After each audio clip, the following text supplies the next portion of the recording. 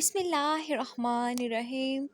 جیسے جیسے عید کے دن نزدیک آتے ہیں، مردے کیوں روتے ہیں اور یہ دعا کرتے ہیں کہ کاش کبھی عید نہ آئے۔ عید کا دن خوشی اور مسرت کا ہوتا ہے، بسا اوقات خوشی میں مصروف ہو کر آخرت سے غفلت ہو جاتی ہے اور زیارت قبور سے آخرت یاد آتی ہے۔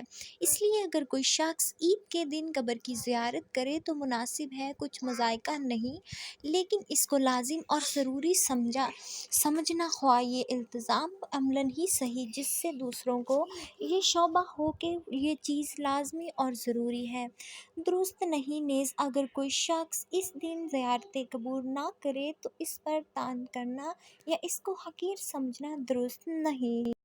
اس حوالے سے احتیاط لازم ہے۔ عید کا دن نشاط و فرحت و خوشی کا دن ہے جو سال میں 2 مرتبہ حاصل ہوتا ہے۔ پہلی خوشی اس کی یہ ہے کہ رمضان شریف کا مبارک مہینہ آیا، اس میں خدا تعالیٰ کی رحمتوں اور نعمتوں کی بارش ہوئی۔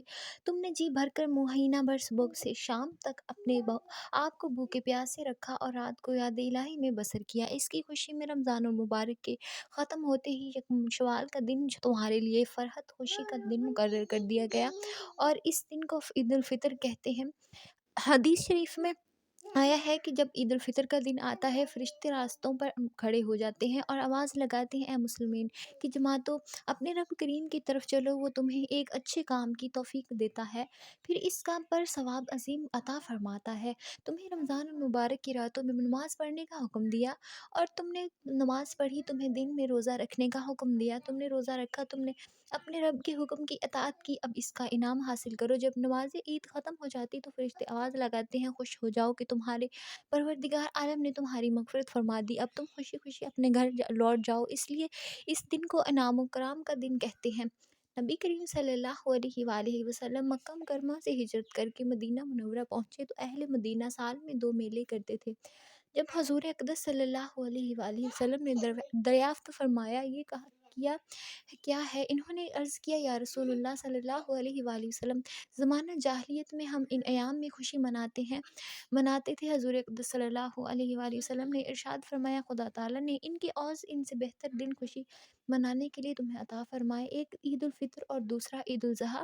عید کے دن 2 رکعت نماز واجب ہے، جن لوگوں پر جمعہ کی نماز فرض ہے انہیں پر عید کی نماز واجب ہے، اور جو شرط جمعہ کی نماز کی ہیں وہی عید کی نماز کی ہیں، مگر عیدین میں نماز کا خطبہ نماز کے بعد پڑھا جاتا ہے اور خطبہ کا پڑھنا اور سننا سنن مقیدہ ہے۔ عید کی نماز کے لیے اذان اور تکبیر نہیں، بلکہ آفتاب بلند ہونے کے بعد سب مسلمان ایک جگہ جمع ہوں، جب سب جمع ہو جائیں تو امام ان کو 2 رکعت نماز پڑھائے اور ہر ایک رکعت میں 3 زائد تکبیریں کہے جائیں۔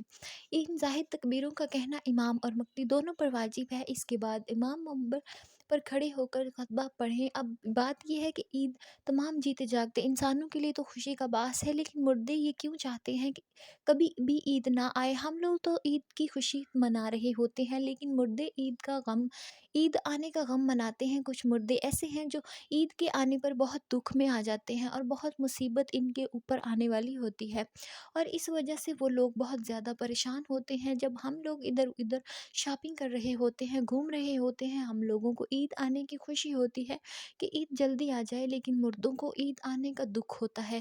آپ صلی اللہ علیہ وسلم نے ارشاد فرمایا کہ اگر کوئی انسان رمضان کے مہینے میں انتقال کرتا ہے تو اس کے اوپر عذاب نہیں ہوتا اور قبر میں اس سے سوال و جواب نہیں کیے جاتے، چاہے وہ کتنا بھی گنہگار بندہ کیوں نہ ہو۔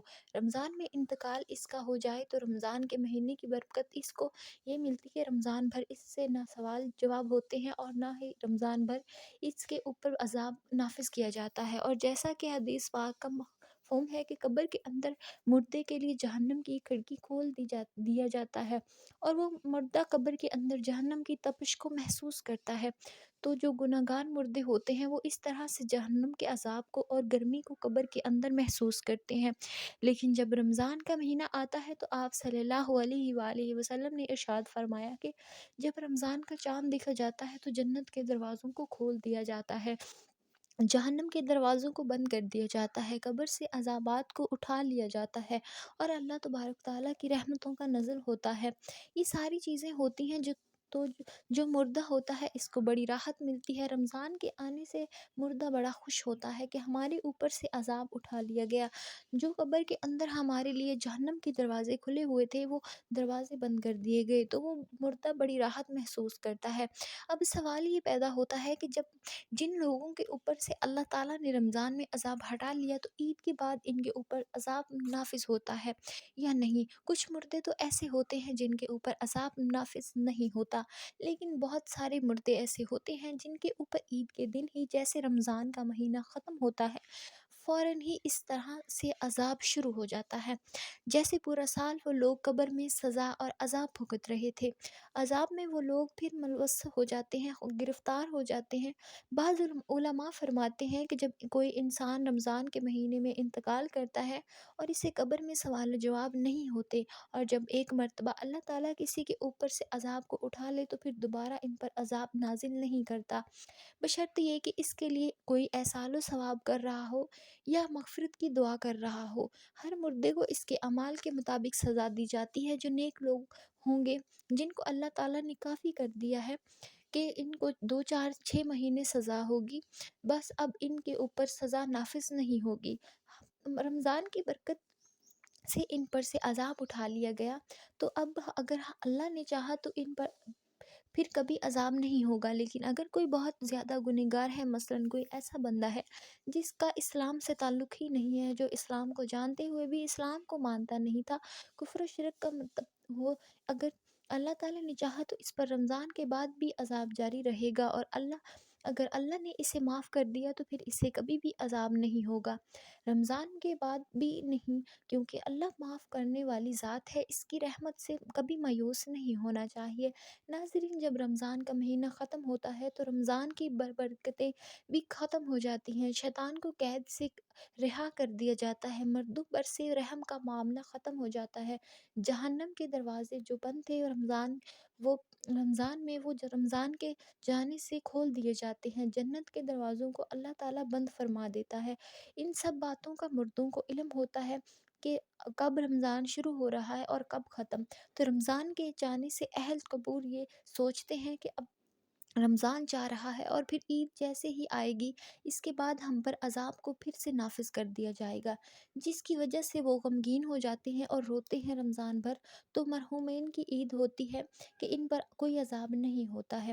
ہم لوگ رمضان کے آخری عشرے میں جب اپنی مغفرت کی دعائیں اللہ رب العالمین سے کرتے ہیں تو پھر ہمیں اپنے مرحومین کے لیے بھی زیادہ سے زیادہ احسان ثواب کرنا چاہیے، اور صرف اپنے ہی مرحومین کے لیے نہیں بلکہ تمام مومنین، مومنات، مسلمات من جملہ کہا کریں کہ جو بھی مسلمان اس دنیا سے رخصت ہو چکے ہیں، اللہ تبارک تعالیٰ ان تمام لوگوں کی مغفرت فرمائے، اور اللہ تعالیٰ ان کو جنت الفردوس میں اعلیٰ سے اعلیٰ مقام عطا فرمائے، آمین۔ ناظرین، کمنٹ باکس میں اللہ تعالیٰ کے 99 ناموں میں سے ایک نام ضرور ٹائپ کریں۔ فیمس ڈاٹ کے چینل کو سبسکرائب کرنا نہ بھولیں۔ اللہ حافظ۔